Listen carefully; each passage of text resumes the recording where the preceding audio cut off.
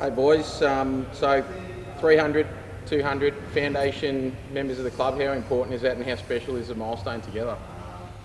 Yeah, it's super special. We were chatting about it earlier. Actually, the first game that I played in the NBL was with Creaky over in Adelaide. So, yeah, it's been a bit of a journey for us. Obviously, had a little break in between. You know, like any good relationship, you got to spend a little bit of time away from each other. But we always love playing with Creaky.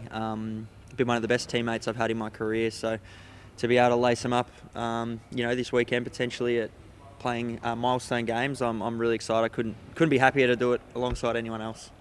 She's about to give him a hug and a kiss. Just to piggyback off Kizza, we've played, 500 games combined. It's quite a milestone for the both of us. But at the same time, if you go back 12 years for me, or even longer, like 15 years when I'm a junior, and you said, hey, you're going to play 300 games in the NBL as a professional, and you said to Kizza down at the Cobras, him slinging up his little surfer threes from half court, you would have said, hey, mate, you're going to play 200 games to the NBL.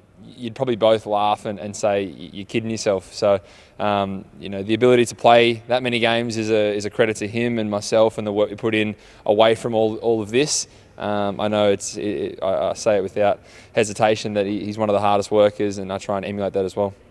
I was going to say, does the 2018 finals ever come up between you two? But you actually go all the way back to Adelaide, don't you?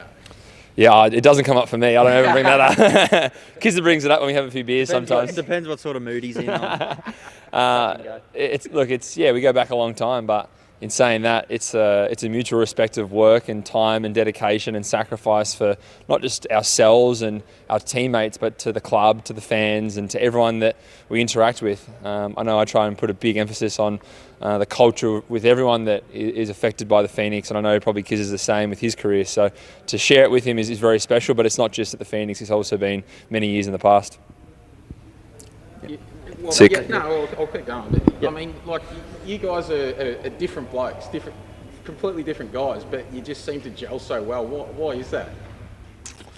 I'm not too sure. I think it's the blonde hair. It's the surfer hair. I think it's difficult, but I think for both Creaky and I, coming from, Creaky coming from Country Vic, I'm out at Kilsyth, obviously southeast suburbs, being from this area, I think we've always really hung our hat on, I guess, the work we've done outside of basketball as well, and it's something I always see I think everyone sees from Mitch as well, and something I like to hang my hat on is, what we're bringing to the table outside of sport, and I think our ability to inspire others, me being, the small kid running around the eastern suburbs, how can I inspire that kid to maybe go on to chase their dreams, and I think Creaky being from, rural Victoria, something he's doing as well for Country Vic kids and kids all around Australia, so I think we've kind of shared that in a little way of having a little chip on our shoulder and having to earn things throughout our career, and to see where Mitch is at now and all the things he's been able to achieve.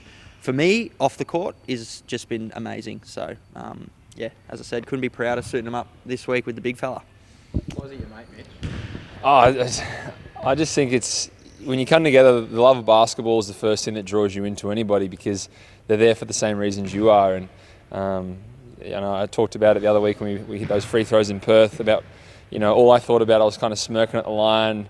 I didn't even think about the fans or anything. I was just thinking about playing knockout with my dad and not wanting to lose. Like, that's kind of how it feels with Kizza. Like, we've been together for so long, and, people had doubted us our entire lives, said you're not good enough, you can't do this, you're not tall enough, you're not big enough, you can't shoot, you can't do X, Y, Z, all the way through multiple times. And it's sometimes just that resilience of staying together and saying, you know what, I've seen the work he puts in. Even now, he's a co-captain of the club. He's been arguably one of the best players, for us over the last couple of years, and in the league for a few years in that, point guard position. But, he's coming in an hour before training even starts, or anyone ever gets here, and he's with a coach working out. I've been trying to go to the gym an hour before, so by the time everyone comes in, they see me working my ass off, trying to really make a bit of an emphasis, like, we're the leaders of the club and we're going to set the tone for how it's done. And it's that mutual, friendship, and then it's also off the court after games. Hey mate, you looked a bit off, like, is everything okay? There's been multiple times where we've spoken to each other and it's just out of the blue, like, hey, you okay? And just that genuine care goes a long way. And then, we're two Aussie blokes, like, we enjoy a bit of a feed and a beer together, and letting our hair down away from, basketball with other sports and activities. And I think we just kind of express ourselves in different ways, but also very similar. So you kind of notice when each other's kind of maybe got a little bit on the shoulders and things like that? I know for me, definitely. I know there's moments where I've spoken to him or pulled him up, or we talk. Even at practice, it's the simple conversations of, noticing that something's not 100%. And like any great relationship, whether it's your partner, your family, your friends, or your teammates, if you can start to, find those tells and understand, this person may be going through something, or he might be a bit stressed or a bit frustrated. And yeah, we'll serve it to each other. We're definitely competitive, but at the same time, there's that, hey, is everything okay? And I know when I went through a lot of my battles over the past couple of years, no matter what it was, he would be the first person to call me after training or after a game to check in and see what's going on. And normally it's not I'm all good, man. Thanks for the call. It's normally this is what's going on, and you really open up. So I think that's where the friendship's kind of grown, and it'll continue to grow. So I spoke to Dane once, or I spoke to him a few times, but he told me he reckons that Cole's the funniest bloke on the team. Is that something you agree with? I mean, tell us a joke. Take it. I've got nothing, but I'll take that. I try and stay a little bit. You choose your words wisely. I think it adds to the humour. So I try and stay a little low key, and then I can pop up with something witty, and I think the boys love it. So I try and do that. But yeah, Craiggie's a tough one to make laugh. He's heard them all.